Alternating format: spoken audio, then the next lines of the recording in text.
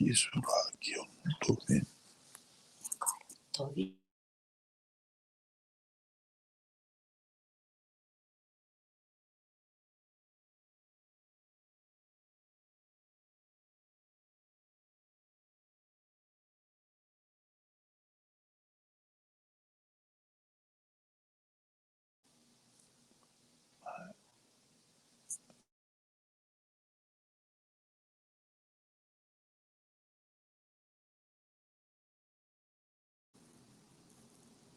Não. Já não sei. Não sei. Não é também. Aqui. Agora então. Está ouvindo? Não, ainda não. Eu não estou ouvindo as pessoas. Não. Agora abriu.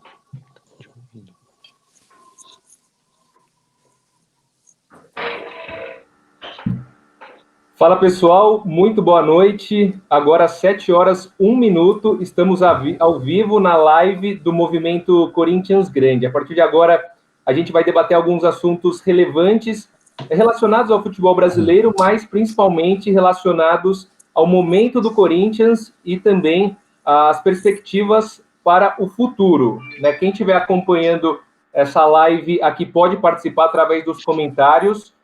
A gente está, nesse momento, presente em 2 plataformas, através do Facebook do Movimento Corinthians Grande. Então, quem estiver acompanhando depois em alguma outra plataforma, vai lá no Facebook, escreve Movimento Corinthians Grande, curte a página e também vai poder acompanhar por lá as novidades em relação a esse e outros assuntos. E a gente está também ao vivo, neste momento, no Twitter do Mário Gobi. Quem quiser acessar também o Twitter, pode ir lá e seguir o Mário Gobi e também acompanhar demais conteúdos. Vale destacar que depois a íntegra desse bate-papo e também alguns trechos principais dessa conversa que a gente vai ter agora também vão estar disponíveis no YouTube do Movimento Corinthians Grande. Então, aproveito aqui, é um prazer enorme ser moderador de um bate-papo com personagens tão relevantes do futebol brasileiro, e eu vou começar apresentando aqui todos os participantes.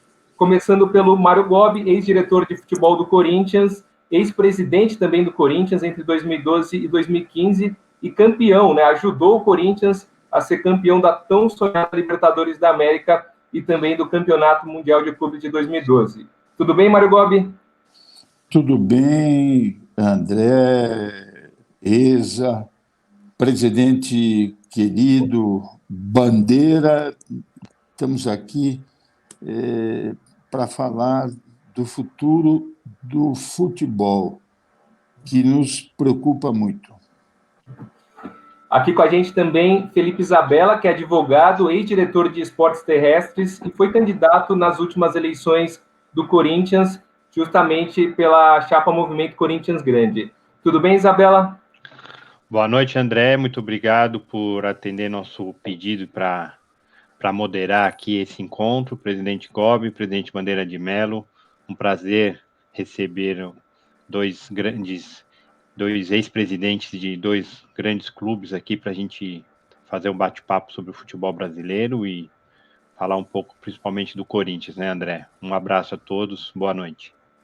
Sem dúvida. E agora sim, Eduardo Bandeira de Mello, ex-presidente do Flamengo entre 2013 e 2018, e talvez muita gente classifica como principal responsável por esse momento que o Flamengo tem vivido de muitos títulos, justamente por ter conseguido sanear as contas do Flamengo. Tudo bem, Eduardo Bandeira, presidente? Obrigado por participar aqui com a gente. Prazer enorme, André, estar aí conversando com vocês, rever meu amigo Mário Gobi, que foi meu colega das reuniões dos clubes na CBF, em outros fóruns, e o Felipe também, que eu conheci uma vez numa reunião, a coisa de acho que uns 2, 3 anos atrás. Então, acho que vai ser muito interessante essa conversa aí. Estou à disposição de vocês. Grande abraço a todos. Grande abraço, e inclusive no background já deu para ter uma noção, o bate-papo promete, são muitos assuntos que a gente pode abordar por aqui. Então eu vou começar, claro que a gente vive um momento diferente, o coronavírus ele tem mobilizado a sociedade, então muita gente está isolada, o futebol não está acontecendo. Eu começo perguntando justamente para você, presidente Eduardo Bandeira de Mello, qual o impacto que você acha que tudo isso que a gente está vivendo vai ter no futebol brasileiro de um modo geral? Quando que o futebol brasileiro, na sua visão como gestor, vai começar a se recuperar de tudo que está acontecendo? Olha, realmente nós estamos vivendo uma situação, né, que nós nunca vivemos antes, né? Eu não sou criança, né, e na minha vida nunca me deparei com um problema dessa magnitude que transcende, inclusive, o futebol, né, o Brasil, né, e é um problema mundial. Eu acho que quando nós ultrapassarmos esse pesadelo, nós não seremos mais os mesmos, né? Os nossos hábitos vão mudar. Eu acho que vai mudar muita coisa. Eu espero que muita coisa mude para melhor. Acho que nós vamos precisar desenvolver uma consciência maior aí de cooperação entre as pessoas, entre os países. E fazendo um paralelo com o futebol, eu acho também que é um problema muito sério, né? Você parar o futebol radicalmente de uma hora para outra. O futebol é um negócio complexo que envolve muita grana, né? Muitos interesses, alguns legítimos, outros não. E quando voltar, vamos ter muitos problemas, né, para recompor tudo isso.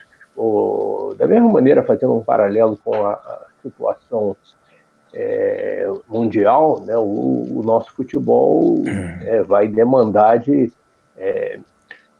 muitas providências, né, para a gente conseguir se recompor, mas, por outro lado, também talvez seja uma oportunidade para que a gente conserte uma série de coisas, né, que o futebol volte com uma outra cara, com uma outra postura em relação à responsabilidade social, à boa governança. Uma das coisas que essa pandemia, essa situação toda vai provocar é uma mexida geral, né, no calendário. Né? O que vai ser do calendário do futebol brasileiro agora, nesse final de 2020? Mas, por outro lado, também, será que não é a hora de mexer de vez no calendário do futebol brasileiro, que eu considero absolutamente irracional e que prejudica grandes clubes como o Flamengo, como o Corinthians e vários outros?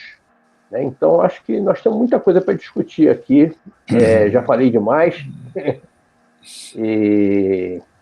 Mas é isso aí. Eu acho que é uma crise muito grande, mas que pode trazer uma oportunidade da gente melhorar em muitas coisas.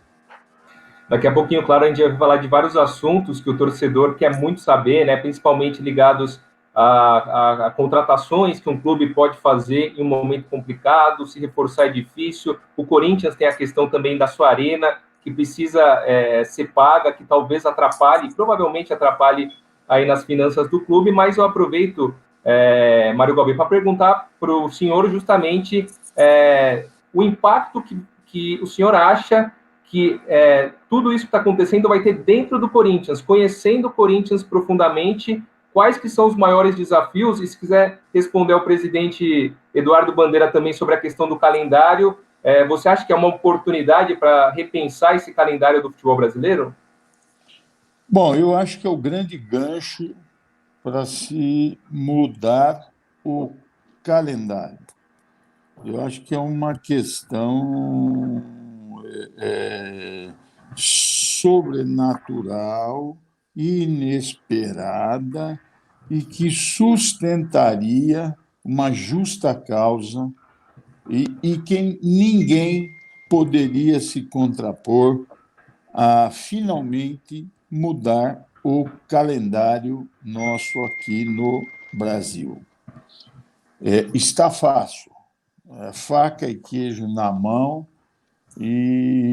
porque a parada ela vai ser muito ruim para o futebol mundial, mas para o brasileiro vejo dificuldades enormes, a não ser que o governo injete dinheiro no esporte. Não vejo condições para isso no Brasil, para se fazer isso. Então, vejo que tem aí uma situação que, olha, gente, agora não dá mais, é hora de se fazer isso e tantas outras coisas que têm que ser feitas, mas que não se fazem, porque não tem um apelo. Agora tem um apelo forte que os dirigentes têm força para ser feitas. A outra pergunta sua, qual foi? Sobre o impacto que, na sua visão, o coronavírus pode ter dentro do Corinthians, conhecendo a fundo os bastidores do clube, os problemas, os desafios dentro do Corinthians. Olha, não só dentro do Corinthians. É verdade que o clube passa por dificuldade financeira muito grande, mas todos os outros clubes. Agora, quem já está ruim, vai ficar difícil mais ainda pagar. É inequívoco que as finanças total do Brasil e do mundo, quer dizer, e o futebol está inserido nesse contexto. Nós vamos ter que mudar de hábitos, nós vamos ter que cortar na própria carne, nós vamos ter que administrar o clube de outra forma. Não tem como. Nós vamos ter que ver o futebol, a gestão do clube de uma outra maneira. Vai ser para sempre isso? Não, não vai ser. Mas tem que começar por um período até sanear as finanças do clube, uma contenção de despesa, uma reengenharia financeira que só técnicos profissionais da área podem fazer. E todo mundo tem que aceitar e viver de uma outra forma no clube. Ou se faz isso, ou o Corinthians nunca mais retornará o trilho do trem. Veja, o Corinthians vive há muitos anos como vanguardeiro temporário do futebol. Não, isso não dá mais. Ele precisa ser vanguardeiro permanente do futebol, que é o que o Flamengo está trilhando. Felipe Isabella, agora aproveitando o gancho também desse assunto, mas se aprofundando no Corinthians, eu gostaria que, se possível, você colocasse um panorama, porque antes mesmo desse momento que a gente vive, o Corinthians já enfrentava alguns problemas bem complicados, tanto que a competitividade no mercado não é a mesma do que foi em outros tempos. Então, na sua visão, como candidato que foi nas últimas eleições ao Corinthians, quais que são os maiores desafios do clube nesse momento? Bom, os maiores desafios já era na eleição passada, era o desafio financeiro, né? De fazer com que o clube tivesse novas receitas, controlasse as despesas, isso sempre, né? Isso não tem empresa ou clube de futebol que tem que estar sempre controlando as despesas, mas a grande questão eram as receitas, né? Como manter o nível de receitas alto com novos patrocinadores, com novos parceiros, com novas fontes de investimento. E isso a gente viu que nos longos dos últimos 2 anos acabou até sendo diminuída as fontes de receitas do clube. Então as despesas aumentaram e as receitas não aumentaram nem proporcionalmente. Então a gente vem de 2 déficits consecutivos, e esse último déficit agora que deve ser anunciado, era para ser anunciado agora em abril, estamos imaginando em algo, déficit contábil, algo em torno de 150 milhões de reais, ou seja, o clube vai passar por situações financeiras muito difíceis. Com a paralisação do futebol, a gente ainda não consegue saber exatamente qual o impacto que isso vai ter no dia a dia do clube, né?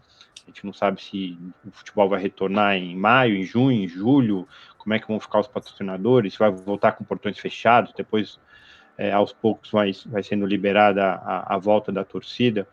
Então, a gente vê a gestão do clube muito engessada, sem a busca dessas novas receitas, e a gente corre o risco aí de uma dívida que deve fechar agora em 31 de dezembro de 2019, algo em torno de 600, 650 milhões de reais, para uma receita entre 300 e 350.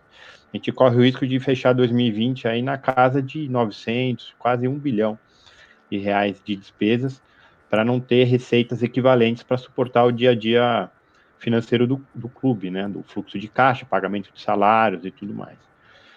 E até voltando um pouco no que disse os dois presidentes, um pouco antes, né, logicamente que dentro de uma crise a gente tem enormes dificuldades, muita falta de dinheiro, problemas com emprego, mas também surgem oportunidades, né, então oportunidades de se fazer as mudanças que todo mundo fica com um pouco de receio de fazer, porque de certa forma o futebol vai funcionando, o calendário, a gente tira uma data aqui, outra data ali, o contrato dos jogadores, os altos salários, então também acaba sendo uma oportunidade, né, da pior maneira possível, mas acaba sendo uma oportunidade da gente revisar tudo isso, não só o calendário, como os salários dos jogadores, a forma de contratação dos jogadores.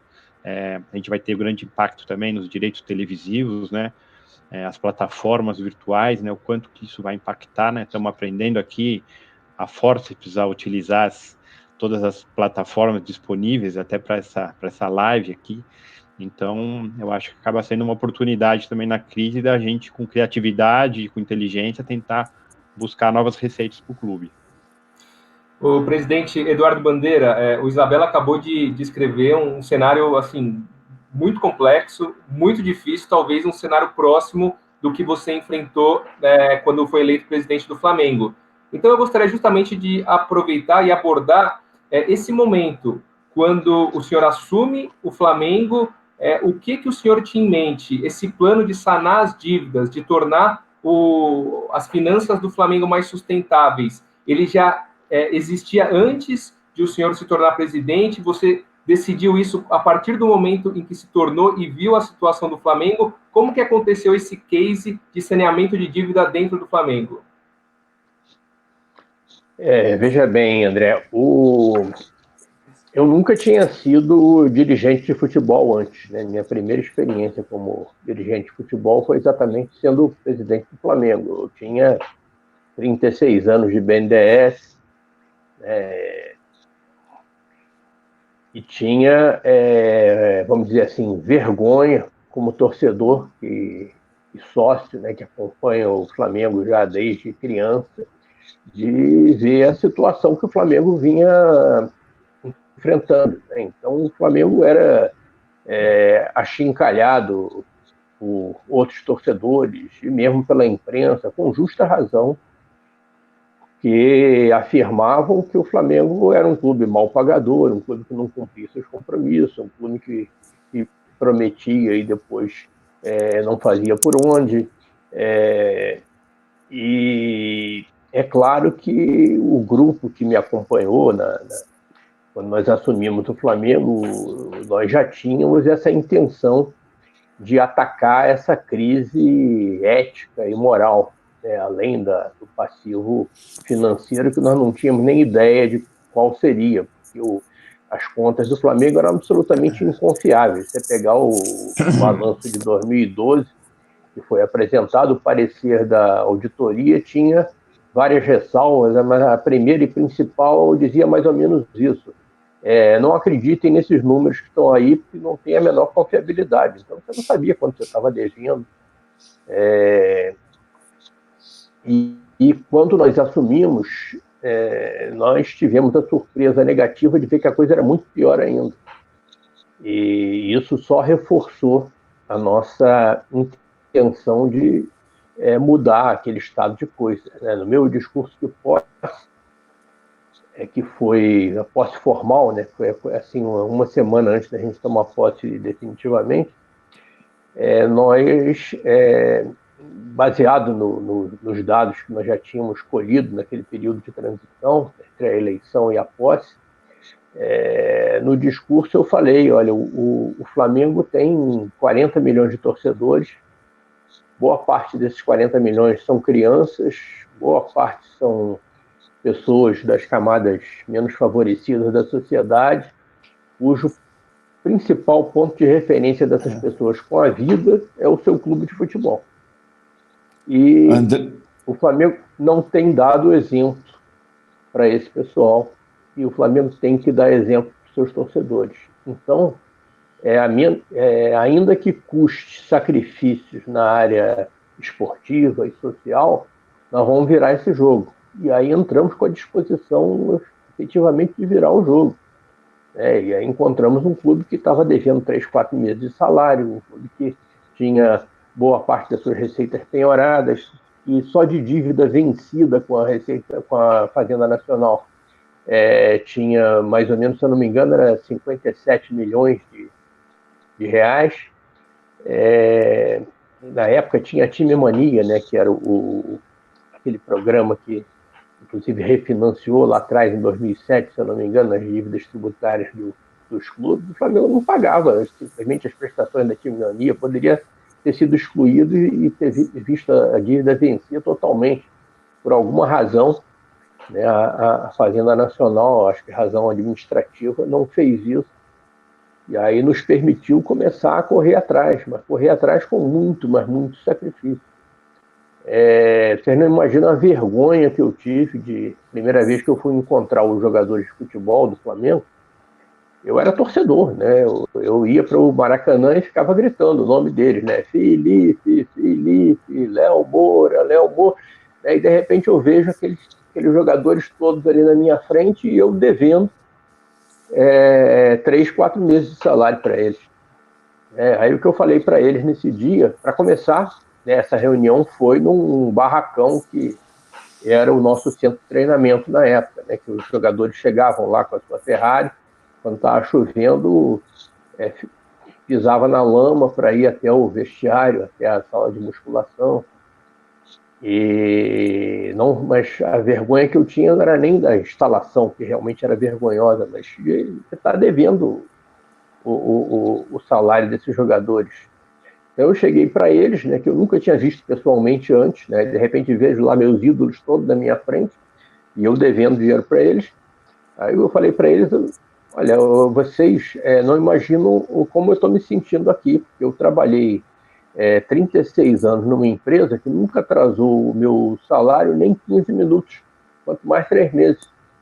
E no Flamengo, o André, que é jornalista, sabe disso, o dia que o Flamengo pagava um mês de salário, isso era notícia, era capa de jornais de esporte. Então você estava lá em novembro, aí aparecia lá, Flamengo pagou agosto. Você não imagina como é que é a vergonha para um torcedor, né, que tem princípios éticos, morais e tal, ver que o seu clube é isso daí. E aí eu falei para os jogadores, olha, vocês podem ter certeza, não sei quanto tempo vai durar e tal, mas não vamos fazer tudo, isso vai acabar. Né? Nunca mais o Flamengo nunca mais vai ser notícia o dia que o Flamengo pagar, porque isso daí é um dado do problema. O Flamengo tem que pagar até o 5º dia útil quando termina o mês. E assim como eu trabalhava no BNDES, nunca foi notícia que o BNDES pagou meu salário, também não pode ser notícia que o Flamengo cumpriu sua obrigação e pagou o salário dos jogadores. E aí nós começamos, né, a cortar na carne mesmo, a trabalhar para começar a contratar uma auditoria, uma das top 4, né, a Ernst Young, para saber quanto que a gente estava devendo. Nós não sabíamos. Chegamos à conclusão que a gente estava devendo, na época, 750 milhões de reais. Depois, com os esqueletos que foram saindo no armário e coisa, a gente viu que era talvez 800. Mas eram 800 milhões de reais que a gente estava devendo, e aí ainda tínhamos aí tem a ver aí com o que o Felipe falou, nós tínhamos um fluxo de caixa negativo projetado para 2013 de 130 milhões. e fora esses problemas todos. E aí nós começamos a trabalhar, né? E, para minha alegria, né, a torcida do Flamengo comprou a nossa briga. E eles perceberam, né, que tinham que fazer sacrifícios, nos apoiaram, sofreram muito. O Flamengo passou 4, 5 anos ali fazendo muitos sacrifícios, quase caiu para a segunda divisão algumas vezes. Eu lembro, eu tinha inveja do Corinthians. O Corinthians era campeão do mundo quando eu assumi e estava em vias de construir um estádio, né? O Flamengo não tinha onde jogar, porque o Maracanã estava em obras, né? E o Engenhão era administrado pelo Botafogo, que vivia as turras com o Flamengo, não deixava a gente jogar lá a partir de um determinado momento. E vocês lembram que no ano de 2016 nós jogamos o Campeonato Brasileiro todo praticamente sem ter onde jogar, sem ter onde morar. E o Flamengo mandava os seus jogos em Brasília, mandou em São Paulo várias vezes, né, em Natal, em Manaus, né, e eventualmente quando jogava no Rio, jogava em Volta Redonda. Então foi uma situação muito difícil, né? Tivemos que, com menos de um mês, nós dispensamos o nosso principal jogador, que era o Wagner Love na época, que nos custava mais ou menos R$1 milhão por mês. Nós ainda estávamos devendo 6 milhões de euros para o CSKA e conseguimos desfazer a operação. Ele foi muito compreensivo, o empresário dele também. E os nossos atletas do esporte olímpico, né,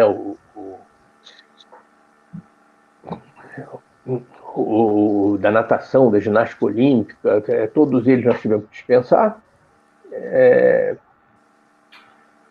Ou seja, era um drama, né? E aí assinamos um acordo com a PGFN dramático, que a gente pagava um mês, comemorava e não sabia se ia conseguir pagar o outro. E aí começamos a nos movimentar, e aí o presidente Mário Gobi lembra bem que de vez em quando a gente ia lá na Câmara Federal para tentar discutir lá aquilo que acabou virando o Profut. Mas, quer dizer, resumindo tudo, né, foram assim pelo menos 4, 5 anos de muito sacrifício. O Flamengo era réu em 600 ações trabalhistas. O Flamengo simplesmente não, quando dispensava um funcionário ou um atleta, ele não pagava as verbas rescisórias e mandava o funcionário para a Justiça do Trabalho. Aí nisso, logo aos 5 do primeiro tempo, já perdia 100%, já dobrava, né, o valor da causa. E nós tínhamos aquele ato trabalhista, né, que você descontava um percentual da sua receita, né, e aí o próprio Tribunal do Trabalho administrava aquela fila dos nossos credores, mas eram 600 ações trabalhistas. E, moral da história, né, depois de 4, 5, no último ano, nós já estávamos numa situação realmente muito melhor. A partir de 2015, a gente já começou a ter uma certa sobra para poder reforçar o time. Dispensamos o ato trabalhista a partir do momento que a gente virou credor. As ações trabalhistas todas foram de 600, passou a praticamente zero. Aprovamos, né, o Profut, né, os presidentes, né, e aí a nossa dívida tributária foi equacionada, né, e escalonada em 20 anos, o que nos deu um alívio muito grande. Mas, é claro, contando não só com a compreensão da torcida, mas com a força da torcida do Flamengo, né? Porque 40 milhões de torcedores te dão a possibilidade de aumentar as receitas. Aí veio o patrocínio da Caixa Econômica, né, com a certidão negativa primeiro, né? Veio o programa sócio-torcedor, né, que hoje é uma potência, e conseguimos virar o jogo, né, mas à custa de muito, mas muito sacrifício. Aproveitando, André, manda bala, presidente. Vai lá. ok. Presidente Bandeira, rapidinho. Eu tenho uma premissa que ela, para mim, é basilar. e que pouca gente ou quase ninguém fala. O mundo do futebol, ele só olha as 4 linhas, quando, na verdade, a causa é a gestão e o efeito são as 4 linhas. Se a causa, a gestão, não tem ou está mal, o reflexo é evidente que aparece nas 4 linhas. E esse nexo causal, poucos ou ninguém fala. Costuma-se dizer que o goleiro falhou, que o técnico não é bom, que o centroavante perdeu o gol. Não. Aí estão tratando dos efeitos do problema, quando, na verdade, a base está na gestão. Mas, seguindo um pouco mais, eu gostaria que o senhor nos colocasse como que o senhor conseguiu. O senhor fez uma gestão de corte, uma gestão ríspida, dura. O senhor disse não. Como que o senhor controlou e conscientizou o sócio, o conselheiro e o torcedor, que tinha que convencer a todos que tinha que cortar gastos, não visar títulos, priorizar e sanar finanças, para depois de 2 anos voltar a investir no futebol? E outra, especificamente, pelo que o senhor disse, o senhor cortou na carne nos esportes amadores. Como que o senhor geriu isso tudo? E, por último, a decisão o senhor tomou na campanha, antes dela ou depois que o senhor assumiu o comando do clube? Bom, começando pela última. Olha, eu não sei fazer de outra maneira. Como eu falei, eu nunca fui dirigente esportivo. As pessoas que estavam me acompanhando no Flamengo também nunca tinham sido dirigentes esportivos. Mas todos eles tinham, né, a sua atividade, né, e tinham princípios, né, e estavam incomodados com aquela situação. Não enganamos ninguém, né, e sabíamos que o que a gente tinha que fazer era isso. Não tínhamos, talvez, ideia da dimensão da encrenca. A gente sabia que a situação era ruim, mas talvez a gente não soubesse exatamente a gravidade total dela. Então, a decisão foi tomada antes. Com relação a pressões, né, claro que elas existem, mas se você tem uma direção, você tem uma decisão tomada, né, e respaldada, né, pelas pessoas que elegeram a gente, né, e referendada no discurso de posse, você não pode se afastar dela. É claro que tem pressão e sócios, conselheiros, na hora que as fragilidades do time de futebol começam a aparecer, elas acontecem, né? Então, vocês certamente lembram de muita gente dizendo que certidão negativa não ganha jogo, balanço não ganha jogo, não quero saber. Eu tive, né, um treinador, não vou citar o nome aqui, até porque não tenho nada contra ele, né, que uma vez falou que precisava, nós temos que contratar 3, 4 jogadores, senão está ameaçado de cair para a segunda divisão. E aí nós chegamos para ele e disse, nós não temos dinheiro, nosso orçamento não permite, né, nós vamos ter que ir com esse elenco mesmo. Aí ele, não, mas futebol é assim mesmo, a gente vai lá, contrata e depois, se não conseguir pagar, rola e tal. Aí, né, a resposta óbvia era aquela, gente. Então, deve ser por isso que dizem que eu não entendo de futebol, porque eu não consigo fazer isso. Eu entendo que você só pode se comprometer naquilo que você pode pagar. Então, você teve realmente muita pressão. A pressão da imprensa, inclusive, né? Porque muita gente não acreditava, né? Muita gente da imprensa não acreditava que, primeiro, que a gente estivesse falando sério, né? Que nós não seríamos responsáveis, né? Daquele jeito, né? E tinha gente que acreditava que responsabilidade não era uma receita.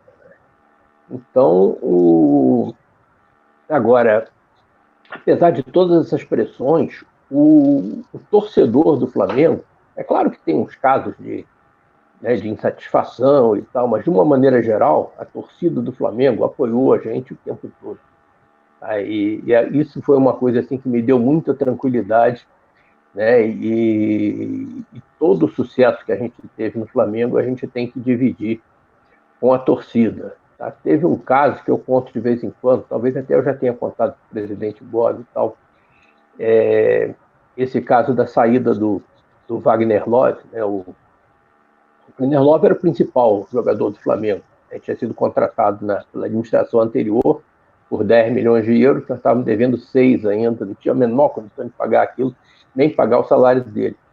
E aí eu tinha talvez 2, 3 semanas no cargo, e aí combinamos tudo lá com o empresário do Wagner Love, com ele, falamos com o CSKA e resolvemos que íamos devolver, e anunciamos isso, assim, para surpresa de todos, né, num sábado, final da tarde, início da noite, lá na sede da Gávea.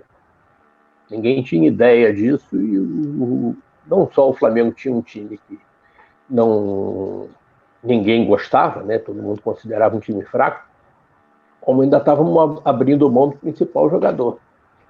Isso foi num sábado, e no domingo, eu, que ainda achava que eu era uma pessoa anônima, saí de manhã, fui no supermercado, estava lá empurrando o carrinho no supermercado, aí me aparece um torcedor enorme, assim, uns 3 metros de altura, por 2 de largura, apontando para mim, dizendo: presidente, o senhor vendeu o Wagner Love, nosso craque. Aí eu pensei, gelei aqui, falei: eu não vou nem completar um mês de mandato, eu vou morrer aqui hoje. E aí ele continuou: fez muito bem, nós não tínhamos condição de pagar, o senhor está certo, né? O Flamengo tem que ser responsável. Aí eu respirei, aí ele veio, me deu o cartão do chefe dele, falou: sou o motorista e segurança do doutor fulano de tal, e aquilo ali foi emblemático para mim, porque a maioria dos torcedores que eu encontrava na rua, que eu via no Maracanã não tinha na época, né, no estádio, a grande maioria nos apoiava, dizia: não, é isso mesmo, eles viam o esforço que estava sendo feito, porque o torcedor do Flamengo sofreu muito tempo, como eu falei que sofria, né, quando via, por exemplo, o Flamengo ser despejado do centro de treinamento por falta de pagamento. O torcedor não sofre só com derrota no estádio, sofre também com aquilo que está acontecendo com o seu clube, que ele acompanha, né? O porteiro do seu edifício tem o outro do lado lá, que é vascaíno, que é tricolor e tal, coisa, que fica zoando ele: olha lá o que aconteceu com o seu clube e tal. Ele se preocupa com isso. Quando ele viu que nós estávamos falando sério, que nós estávamos agindo com seriedade, que nós estávamos dando exemplo, que não houve empreguismo, que ninguém empregou parente, ninguém empregou amigo, né? Ninguém fez nenhuma transação que pudesse se acusar de conflito de interesses, nada. E o torcedor viu isso e apoiou. E eles tiveram muita paciência realmente para aguentar, né, 4, 5 anos, né, em que a gente ganhou alguma coisa. Claro, ganhamos a Copa do Brasil em 2013, né, mas foi um torneio mata-mata, às vezes isso acontece, né, mas quase caímos para a segunda divisão do Brasileiro também naquele ano, né, ganhamos o Carioca de 2014, né, e depois, com o tempo, é claro que aí as coisas começam a melhorar, e aí conseguimos, a partir de 2015, principalmente, já reforçar um pouquinho o time, né? Tiramos até o Paulo Guerreiro do Corinthians, né? Foi, na época, não tiramos, né? Ele não renovou e fechou com a gente. Mas eu lembro que na época a imprensa falou assim, tá vendo, não disse que eles não iam manter a política de responsabilidade, eles nunca vão conseguir pagar isso, e não sabiam que estava tudo calculado ali a cada centavo que tinha sido comprometido lá com a contratação do Paulo seria honrada, né? Estava tudo esquematizado. E a partir daí a coisa começa a melhorar um pouquinho e tal, né? Batemos na trave em alguns campeonatos, né? Começamos a frequentar Libertadores de novo, né? Eu lembro que a torcida do Flamengo, quando ia para uma Libertadores, quando chegava perto assim do G4, que tinha alguma chance de ir para Libertadores, eles tinham lá um refrão que eles cantavam: Libertadores qualquer dia eu tô aí. No final eles pararam de cantar, porque agora Libertadores todo dia, né? O Flamengo estava lá. Mas a partir de 16, 17, né, 18, né, o nosso desempenho em campo já era outro, e acabou que em 2019, né, explodiu com o hexacampeonato, com a Libertadores. Eu já não estava mais lá, mas já estava de volta na arquibancada, né, que é o meu lugar. Tem muita Esqueci gente, alguma coisa, não? Tem muita gente, presidente, participando aqui com a gente, inclusive os jornalistas que acompanham o dia a dia do Corinthians estão mandando mensagem aqui, estão acompanhando essa live, e algumas perguntas também dos torcedores corintianos, né, que estão acompanhando aqui essa transmissão. O Pedro Henrique, ele diz o seguinte: tem como fazer uma união da oposição? Acho que essa pergunta pode até ser direcionada ao Mário Gobi e ao Felipe Isabella, principalmente no Corinthians, sobre essa união da oposição, algo que, pelo menos nas últimas eleições do Corinthians, não foi tão concreto. Dessa vez, tem como unir mais a oposição do que aconteceu da última vez?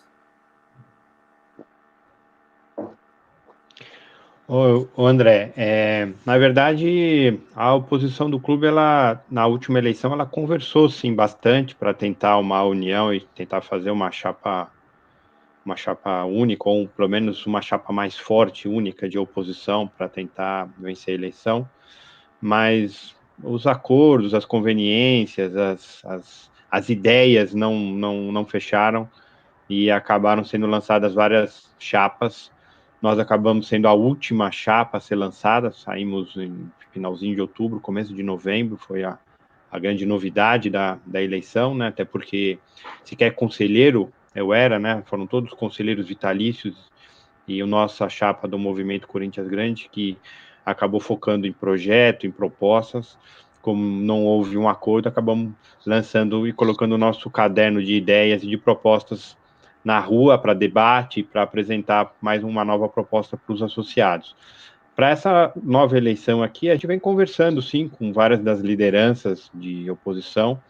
A gente sabe que muitos dos protagonistas da oposição já tiveram relacionamentos passados. Quando digo relacionamentos, já foram amigos, já brigaram, enfim, já passaram por diversas situações. Então, uma união assim nunca é muito simples, né? Nunca é muito fácil. Mas a gente vem conversando, a gente vem fazendo algumas ações conjuntas no sentido de pedir esclarecimentos, denunciar descumprimentos do estatuto, fizemos diversos requerimentos assinados por diversas correntes da oposição, fizemos um último requerimento explicando os motivos pelas quais as contas do clube devem ser rejeitadas por descumprimento total do orçamento, descumprimento das normas que regulamentam o Profut, e a gente tem, com razões técnicas e não políticas, tentado unir aí as pessoas de bem e que queiram participar de um projeto coletivo de gestão e de administração do clube, em prol de uma candidatura única e em prol até de passa por esse ato político, que acaba sendo uma decisão política, mas a gente tenta levar para o lado técnico de reprovação das contas. Sei que o presidente Mário Gobi também,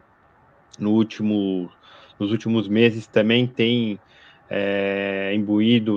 imbuído dessa tentativa, né? Tem conversado com, acho que ele pode falar um pouquinho sobre isso, tem conversado também com diversos dos membros de oposição, mas até a eleição em novembro, né? Até lá, eu acho que ainda tem bastante chão aí para a gente tentar uma composição, não é isso, presidente Gobi?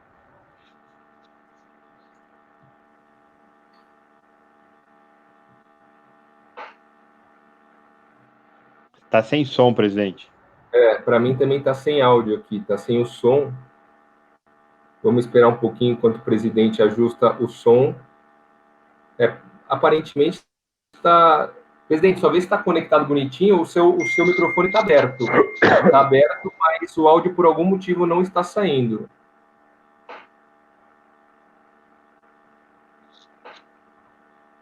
Está sem ainda. Está sem áudio, está sem som. Bom, enquanto isso... André, deixa eu só comentar claro, um assunto enquanto o presidente organiza o áudio dele. Eu acho que uma coisa que falta para o Corinthians hoje no mercado, no futebol e perante as empresas, o Bandeira de Mello falou logo na primeira fala dele, que é credibilidade, né? E a busca de credibilidade para ele lidar com a pressão da torcida, de conselheiros, que no final das contas, Corinthians e Flamengo vai ter sempre a demanda por títulos e por resultados, mas para que faça com que a torcida e os conselheiros e associados abracem a ideia de uma gestão mais austera, passa por jogar franco, por ser transparente, efetivamente transparente. E ele falou que um dos primeiros atos da gestão dele, e isso tem sido também uma tônica nos nossos discursos, é buscar respaldos e buscar entender no clube, através de uma auditoria Big Four, né, que a gente fala Big Four, das principais empresas de auditoria do país, de abrir as contas, efetivamente, do estádio, né, que ninguém sabe o que acontece, só sabe quando tem ação judicial, que aí o processo é público, a gente consegue ver o que tem lá, e do clube, efetivamente, que apesar de ter a obrigação de publicar as contas mensalmente, não se publica nada desde junho. Então, com uma auditoria, com uma empresa de qualidade, de credibilidade, a gente começaria a dar alguns passos e falando aberto com a nossa torcida, falando, a situação é essa, o que a gente tem de dinheiro é isso, o que nós vamos tentar fazer é isso, e aí fazer com que a torcida, mais uma vez, né, não vai ser a primeira vez, mas mais uma vez, abrace a equipe, abrace o clube, e porque só a torcida pode fazer com que o Corinthians volte a ter uma situação financeira saudável e volte a ter grandes equipes. Ninguém quer ser campeão de balanço, né? Ninguém quer ter o melhor balanço, ninguém quer ganhar prêmio de nada disso. Nós queremos ganhar dentro de campo, mas, como o Gobi disse, para a gente ganhar dentro de campo, a gente tem que ter uma retaguarda bem feitinha na gestão. Acho que o áudio do presidente Gobi voltou. Não estou ouvindo nada. Tá ouvindo aí, presidente? A gente já está te ouvindo. O seu áudio agora está funcionando. Isso, agora está beleza. Tá bom. Então vamos lá. Faz alguns meses, alguns tempos que me procuram, pedem, volta. Tá bom. Eu consultei duas pessoas que eu acho que poderiam, que têm cabedal para ser presidente do clube. Essas duas pessoas não podem ser. Me pediram para ser, e mais o pedido de tantos outros sócios e conselheiros. Eu falei, tá bom, vamos ouvir pessoas e montar uma equipe técnica que nos dê a segurança da viabilidade de uma gestão profissional nas áreas técnicas. Contratar profissionais, ouvi-los antes, fazer uma seleção que eles nos digam as saídas para a situação financeira do Corinthians. Isso estamos fazendo desde o mês de janeiro. Bom, paralelamente a isso daí, os membros dos demais grupos oposicionistas acenaram que também eu deveria sair. E nos reunimos com todos eles. Muito bem. Bom, qual é meu raciocínio? Eu, graças a Deus, fui um presidente vitorioso. Eu ganhei todos os títulos que o Corinthians não tinha. Sou um homem realizado no Corinthians. Eu entrei de sócio do Corinthians no ano de 2000. Em 2002, eu me tornei conselheiro vitalício. Em 2003, eu me tornei membro do CORE. Em 2006, o meu grupo me escolheu para ser candidato a presidente do conselho. Eu perdi por 2 votos. Em 2007, coordenei a campanha do Andrés para presidente do Corinthians. Em dezembro de 2007, 2 dias depois que o time caiu para a Série B, eu assumi o departamento de futebol, peguei o time na Série B. Subimos para a Série A, ganhamos, fomos vice-campeão da Copa do Brasil de 2008, ganhamos o Paulista invicto em 2009 e ganhamos a Copa do Brasil de 2009 lá no Sul com o Inter. 2010, perdemos a Libertadores e em dezembro de 2010 eu saí para 2011 fazer a campanha para ser candidato a presidente do clube. Assumi a presidência em 2012, ganhei a Libertadores de 12, ganhei o Mundial no Japão em 12. Em 2013, montamos uma seleção. A Conmebol nos tirou da Libertadores por causa do menino que morreu em Oruro. Mesmo assim, ganhamos. O único time que ganhou um paulista, um campeonato dentro do Alçapão da Vila. E, em seguida, ganhamos a Recopa do São Paulo, grande rival nosso. Vencemos as 2 partidas dele. Recopa que o Corinthians nunca venceu. E encerrei o meu mandato deixando o Corinthians na Libertadores. Portanto, eu sou um homem extremamente realizado como dirigente de futebol. Querem que eu volte? Bom, eu tenho uma experiência de 6 anos. Condição para eu voltar. A próxima gestão do Corinthians, o Corinthians não comporta mais 3 anos de gestão política. O Corinthians não aguenta mais gestão política. Mais 3 anos, o Corinthians precisa de gestão técnica, gestão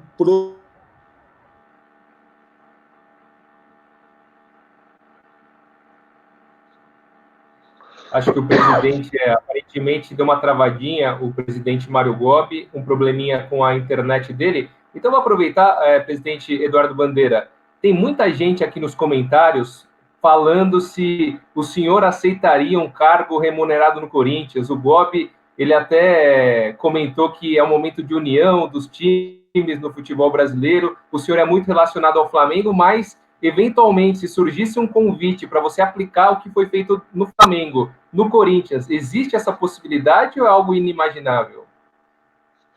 Olha, André, eu fico muito lisonjeado aí com essa lembrança, né? Acho que o presidente Mário Gobi é muito gentil, e isso daí é claro que é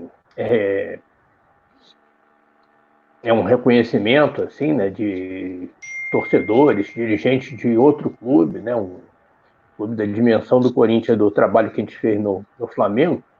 Mas eu acho que os corintianos têm amplas possibilidades de tocar aí o Corinthians, né? Eu vou estar sempre à disposição para conversar. eu acho que o meu nome é muito ligado ao Flamengo, né? Talvez essa fosse uma solução que não fosse boa, né? Nem para o Corinthians, nem mesmo para mim, mas de qualquer maneira, né, eu fico extremamente feliz só de estar sendo lembrado. Tenho grandes, incontáveis amigos corintianos, e fico muito feliz com isso tudo, mas tenho certeza que o presidente Mário vai encontrar aí Já louvo muito a disposição dele, que ele estava falando antes de travar aí, de implantar o profissionalismo no clube. Isso foi fundamental no Flamengo. O Flamengo tinha uma gestão totalmente profissional, quer dizer, tinha os vice-presidentes que eram amadores, mas os vice-presidentes do Flamengo compunham uma espécie de conselho de administração que trabalhava no plano estratégico, tinha uma reunião por semana, mas quem tocava o Flamengo no dia a dia mesmo eram profissionais recrutados no mercado, bem pagos, com remuneração variável de acordo com cláusulas de desempenho, e eu tenho certeza que foi isso que contribuiu em grande parte aí para essa virada do Flamengo. E o presidente Mário Kobi estava preconizando fazer exatamente a mesma coisa aí no seu futuro mandato no Corinthians, aí se ele acontecer, eu acho que ele faz muito bem. Posso terminar? Por favor, por favor. Bem, porque essa questão de não dar cargo político? Porque eu tenho uma experiência na gestão passada. Eu tive problemas seríssimos com diretores na gestão passada. Quer dizer, um conflito entre eles, que um quer ser presidente, o outro quer ser isso. E eu perdi muito tempo apaziguando diretores. Se eu dou cargo para 3 líderes de 3 grupos, no dia seguinte da minha posse, vai ficar insuportável de eu controlar os 3, porque eles vão começar uma campanha para daqui 3 anos serem os sucessores meus. Então, o Corinthians não aguenta mais isso. O Corinthians não suporta mais isso. O Corinthians está numa hemorragia de políticos brigando e se matando por cargos. Eu aceito voltar, eu não pertenço a grupo político nenhum, eu venho para tentar apaziguar, fazer uma gestão eminentemente administrativa, sem política nenhuma. A gestão é financeira, dar credibilidade para o clube, sem política, é gerir o clube. Na gestão passada, o Corinthians gritava por títulos. Graças a Deus, nós conseguimos. Esta gestão, o Corinthians urge por gestão administrativa, credibilidade, compliance, marketing, CEO na arena. Esta é a prioridade. Vamos cortar, sanear as finanças para que o Corinthians volte a ser um protagonista, não por 3, 4, 5 anos, mas para sempre, colocá-lo na trilha do trem e daqui 3 anos deixo, e aí definitivamente para que os outros toquem e sigam e não tire mais o Corinthians da linha do trem. É só isso. É só isso. O espírito da gestão futura é somente essa. Então, eu não posso começar uma gestão com uma diretoria que fique pensando em política daqui a 3 anos. A escolha é pessoal, de perfil que eu entendo que seja imprescindível ao clube. Apenas isso daí.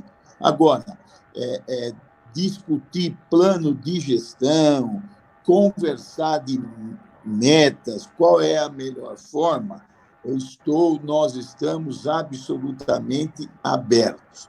Carlos, eu escolho, eu tenho uma sensibilidade, eu pergunto para as pessoas, isso é outra história. Presidente Mário Gobi e também Felipe, Isabela, uma pergunta que ficou pendente aqui, porque tem muita gente exatamente com essa pergunta, é a seguinte: qual vai ser a posição de vocês dois, presidente Mário Gobi e também Felipe Isabela, em relação à aprovação das contas do clube? Qual que vai ser a posição de vocês, por favor? O André, como eu já falei aqui, nós já até encaminhamos, eu não sou conselheiro, né, eu não voto, mas nós do Movimento Corinthians Grande, nós já até encaminhamos ofícios para os órgãos diretivos do clube, explicando os motivos pelos quais as contas devem ser reprovadas. Não é uma questão política de gostar da gestão A ou da gestão B, mas uma questão técnica mesmo, pela falta de cumprimento do orçamento, né, o estouro do orçamento, mais de 20% das receitas do ano anterior. Isso pode começar aí, pode ser instaurado aí algum tipo de procedimento perante a APFUT para que o clube eventualmente venha a ser desenquadrado do benefício fiscal, do acordo tributário, e os órgãos do clube se posicionando contra as contas, contra a gastança que foi feita fora do orçamento, seria uma das formas até de defesa do clube de eventual processo de desfiliação, de desvinculação da APFUT. Então, a posição do movimento sempre foi, como foi das outras vezes também, da última votação, foi pela reprovação das contas. Presidente Mário Gobi? Olha, assim, né? Eu deixei a presidência do clube 7 de fevereiro de 2015. Fiquei mais de 6 anos quieto, calado, nunca mais falei nada, nunca mais fui ao clube, raramente vou numa reunião do conselho. Eu acho que esta é a postura de um ex-presidente. Um ex-presidente não é igual a um conselheiro e a um sócio. Ele tem uma postura bem diferente dos demais. E isso é difícil entrar na cabeça das pessoas. Aliás, lá no Corinthians, é um dos poucos clubes que não se tem o colégio de cardeais. Eles não sabem que um ex-presidente deve se portar de uma outra forma. Então, eu não vou lá no clube, eu não me meto em questões. Apenas se um dia fosse chamado para me manifestar em questões institucionais, eu iria. Existe também um outro ponto, André, que eu nunca fui, na minha vida, acessório do principal. Eu sempre fui protagonista. Então, vamos deixar aqui outra questão bastante clara. Não é que eu fui do Grupo Renovação. Eu não sou pouca coisa. Eu idealizei, fundei o Grupo Renovação. Aliás, eu redigi os princípios do Grupo Renovação. Eu fui líder do Grupo Renovação. Mas no segundo ano do meu mandato, tanto é que pelo grupo eu fui candidato a presidente do conselho, eu fui diretor de futebol e fui presidente. Eu não fui pouca coisa. Acontece que as coisas no grupo foram se distanciando dos princípios redigidos.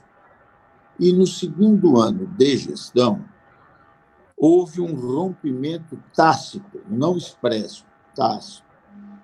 Mas por que você não rompeu, não fez um estardalhaço? Porque só ia perder o Corinthians. E a outra parte também não fez, porque quem ia perder seria o Corinthians. existem várias formas de você se afastar politicamente de um grupo. Você tem que saber sair de um grupo que você fundou, criou. Não é ligar para o jornalista e dar uma matéria e sair com manchete. O Corinthians perde muito com isso. Eu esperei acabar a gestão e nunca mais participei de absolutamente nada. Aliás, nem da campanha do meu sucessor eu participei. Então, o Corinthians inteiro sabe, quem vive o clube, que eu não pertenço mais ao grupo Renovação desde 2013. Eu só não fiz o que essa gentinha faz. É dar uma reportagem, é dar um cartaz, é ficar fazendo com o nome do Corinthians o estardalhaço que eles fazem. Apenas isso daí. Mas o clube, as alamedas do Parque São Jorge, estão cansados de saber que eu não pertenço mais ao grupo Renovação. Tanto é que, nas 2 últimas eleições, nem votar fui, nem participei de absolutamente nada. Aliás, eu não pertenço a grupo político nenhum. Aliás, eu fui convidado na eleição passada por um candidato da oposição, eu fui sondado que ele me daria a diretoria de futebol. E eu pedi para a pessoa que veio falar comigo que jamais. Aliás, eu fui sondado para ser diretor de futebol nessa gestão e eu agradeci. Aliás, eu fui convidado para ser presidente do conselho e eu agradeci. E no final do ano passado, eu fui convidado, quando o doutor Guilherme Strenger saiu da presidência do CORE, para ser o presidente do CORE.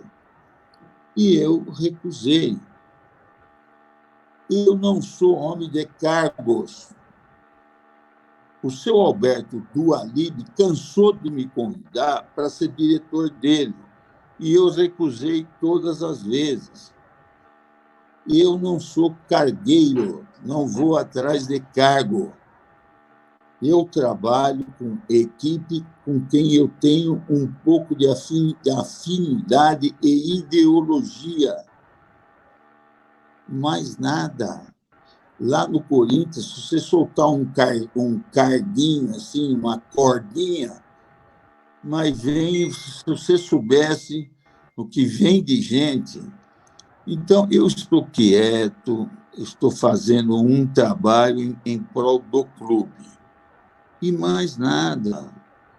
Todo mundo sabe, tá certo? Que sou um homem livre, absolutamente livre, não pertenço a nenhum.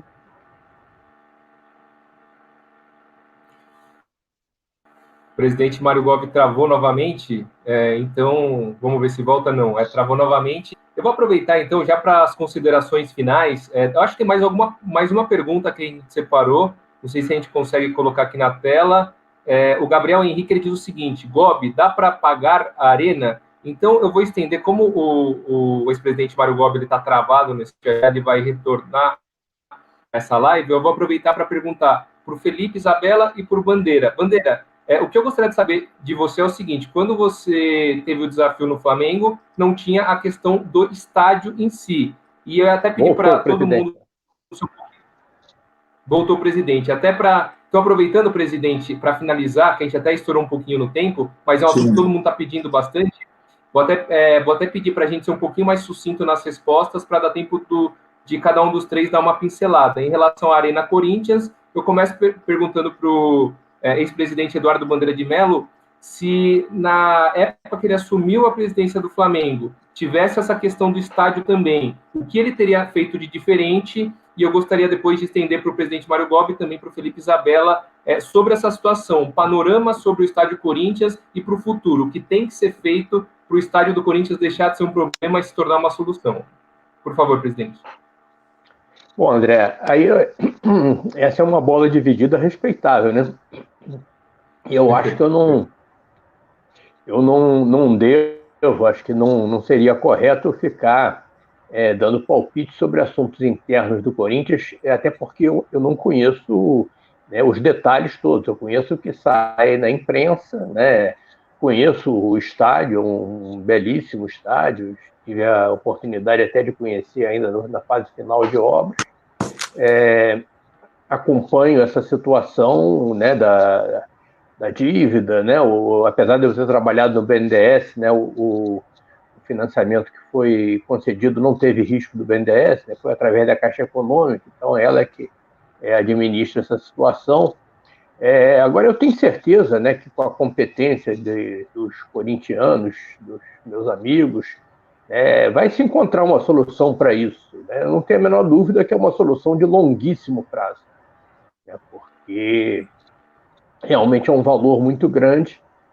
Agora, também não existe, né, do ponto de vista assim, do município, da cidade de São Paulo, dos contribuintes paulistanos, não existe nenhuma solução melhor para aquilo do que aquilo ser o estádio do Corinthians, né? Então, não passa pela minha cabeça que algum dia alguém imagine, não, o Corinthians vai perder o seu estádio.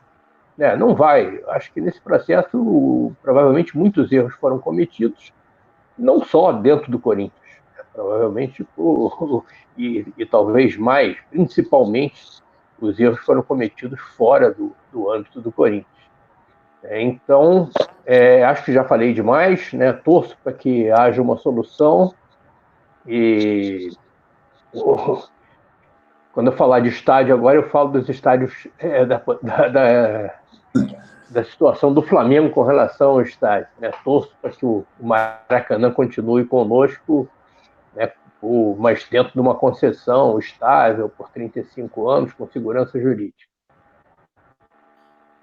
Presidente Mário Góes, Isabela, o estádio é impagável ou é pagável? É uma solução ou um problema?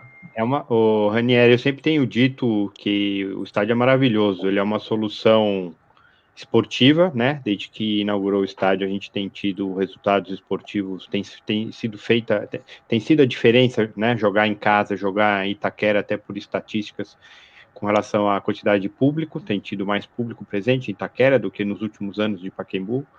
E também de resultados esportivos, a gente ganhou importantes títulos aí desde a inauguração do estádio. Agora, o grande problema do estádio, a gente divide em dois grandes problemas, vamos dizer assim. Primeiro, de transparência, né? Ninguém sabe qual é o valor da dívida, ninguém sabe o que foi dado quitação, o que não foi dado quitação. A gente sabe que tem uma parte da dívida que está com a Caixa, que está executando no processo judicial, então isso passa por uma longa negociação e uma extensão dessa dívida, um parcelamento dessa dívida, como disse o presidente Bandeira. E existe uma dívida que é com a própria Odebrecht, que hoje em dia está vinculado com a recuperação judicial da Odebrecht, que depende dos credores, depende de uma assembleia que era para ter acontecido há 2 semanas e não aconteceu. Então, o primeiro passo é fazer realmente uma auditoria e ser bem transparente com o que há de dívida, que nós não sabemos nem quanto custou e nem quanto falta pagar. Esse é um ponto. E o segundo ponto, que é o que eu gosto de focar e de falar, e a gente falou isso durante a campanha toda, é o seguinte: o estádio, ele é um equipamento esportivo maravilhoso, mas ele tem que funcionar 365 dias por ano. Talvez 364, para um dia ser o dia de limpeza, o dia do funcionário, mas ele tem que ter atividade todos os dias. Então, o dia que não tiver jogo, tem que ter uma loja, tem que ter um feirão de carro, tem que ter comércio, varejo, tem que ter movimentação ali dentro, tem que ter show lá. Paciência se talvez tenha que um ou outro jogo tenha que ser postergado, tem que ser jogar no Pacaembu, mas tem que ter show ali, tem que ter show no estacionamento. O estádio tem que ser aberto para a comunidade. A gente tem uma alta densidade demográfica ali naquela região, tem o shopping ali vizinho, né? Fala, mas Itaquera é longe, mas o shopping ali vizinho acabou de fazer uma expansão do shopping, tamanha a quantidade de gente que frequenta, que vai lá dia a dia, no final de semana, almoçar, jantar. A gente achou que a gente O Corinthians tá levando dinheiro para o shopping, em dia de jogo, o pessoal para o carro no shopping, almoça no shopping, faz compras no shopping, só depois ele vai para o jogo. Por quê? Porque no estádio não consegue ter, por pouca utilização, não consegue ter restaurantes decentes, com comidas boas, comércio, loja, tirando a loja do Corinthians. Então o estádio sim é uma solução esportiva, a gente tem feito grandes partidas lá, é um estádio maravilhoso, e ele, né, sendo refeito esse plano de negócios, ele é sim uma solução para a longo prazo, para a gente voltar a gente tirar dinheiro do estádio, né, pegar o dinheiro, a receita do estádio, pagar a parcela e retornar dinheiro para o clube para investir em jogadores. E eu falo isso não é da boca para fora, não. A gente tem feito estudos, o movimento Corinthians Grande, a gente tem se dedicado a essa parte de propor soluções, né, desde o caderno de encargos e de soluções que a gente fez junto com a Universidade de Futebol. Conversamos, até levamos ao presidente Mário Gobi alguns profissionais da área, conversamos com empresas especializadas, não só no Brasil, mas fora do Brasil também, que fazem gestão e ativações do estádio. Conversamos com algumas empresas, alguns diretores executivos.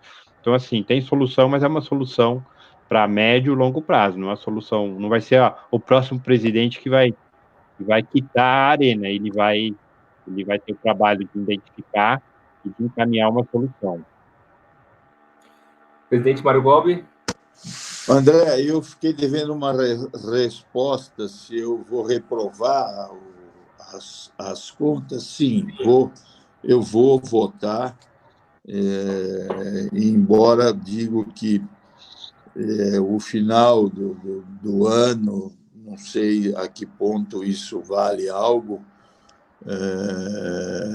mas é triste, é muito triste ter que fazer isso. Sobre a Arena Corinthians, ouvimos profissionais aí, gostei muito, muito deles. Eles são otimistas. Ouvi mais algumas pessoas também são. Eu creio que dá para pagar sim, que o estádio é viável.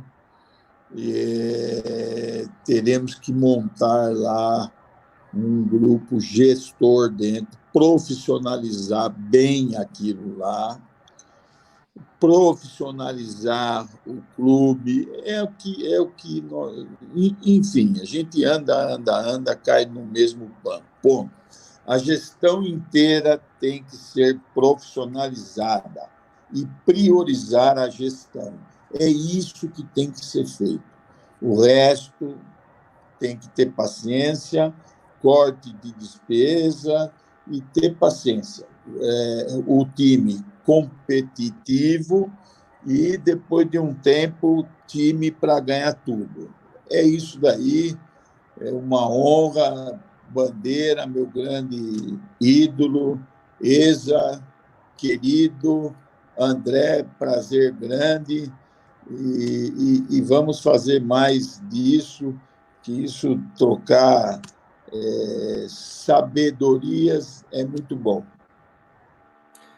Então, agora a gente está com 1h18, mais ou menos, de live. Vou aproveitar para os finais e agradecer a presença de todo mundo. Ex-presidente Eduardo Bandeira de Mello, muito obrigado por participar desse debate aqui. Com certeza agregou bastante. É um prazer, André, prazer enorme, principalmente estar conversando aí depois de muito tempo com o meu amigo presidente Mário Gobi, né, com o Felipe Isabella, né, e falar do Corinthians tem uma dimensão que, ao falar dos problemas do Corinthians, a gente está tratando dos problemas do futebol brasileiro. Então, eu estou sempre à disposição de vocês para conversar, né, além de, acho que ser quase uma obrigação, é um prazer enorme. Grande abraço. Valeu, presidente. Felipe Isabella, obrigado aí pelo debate, com certeza agregou bastante. Muita gente mandou pergunta e, com certeza, algumas delas foram esclarecidas. Legal, André. Obrigado por ter aceito o convite para moderar esse painel, né? Queria agradecer novamente ao presidente Eduardo Bandeira de Mello, dizer que é uma alegria ouvi-lo novamente aqui num fórum de corintianos, né? Não vejo também o senhor colaborando diretamente com nada relacionado à gestão do Corinthians, mas o senhor é uma cabeça brilhante, fez um ótimo trabalho perante o Flamengo, e eu acredito sim em ver o senhor aí trilhando o seu caminho aí no futebol brasileiro, não no Corinthians, mas no futebol brasileiro aí, com as ideias, com tudo que o senhor passou, e enfim. Mais uma vez eu queria agradecer a sua participação, e também deixar um abraço aqui ao presidente Mário Gobi, participar aqui com a gente, presidente, foi um prazer ouvi-lo.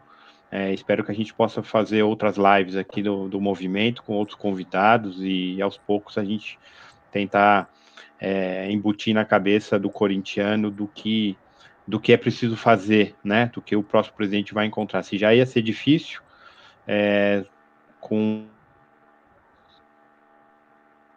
essa pandemia, que a gente não sabe aonde vai parar, vai ser ainda muito mais difícil. Então, é um prazer ouvi-lo, agradecer todos os internautas, todo mundo que está ouvindo, e deixar um grande abraço para ir acompanhar o nosso movimento, o Movimento Corinthians Grande. Um abraço, boa noite. André, Obrigado, ex-presidente Mário Gobi. André, você sabe Diga. por que eu saí 3 vezes do ar? Por quê? O Guilherme que me cortou. Boa noite, beijo. Valeu, então, agradecer aqui mais uma vez o ex-presidente do Corinthians, Mário Gobi, ex-presidente do Flamengo, Eduardo Bandeira de Mello, pedir desculpa aos vários companheiros jornalistas que acompanharam essa live, que mandaram muitas perguntas, infelizmente, por questão do tempo, a gente não conseguiu repassar todas essas perguntas, assim como não conseguimos passar as perguntas dos corintianos, né, que acompanharam a transmissão. Só lembrando que essa live ela foi transmitida no Facebook do Movimento Corinthians Grande, vai ficar disponível lá na íntegra, e quem quiser curtir a página, fique à vontade também. Ela foi transmitida no Twitter do presidente Mário Gobi, do ex-presidente Mário Gobi, também ficará disponível lá através do Periscope, quem quiser acompanhar, e logo mais vai estar disponível no canal no YouTube do Movimento Corinthians Grande, na íntegra, e também por tópicos, os principais trechos. Muito obrigado, Felipe Isabella, Mário Gobi, Eduardo Bandeira de Mello e todo mundo que acompanhou essa live. André, só para encerrar aqui, estão me pedindo aqui, eu queria só encerrar falando, Gobi ou nada? Um abraço a todos. Um abraço, tchau, tchau. Beijo, tchau.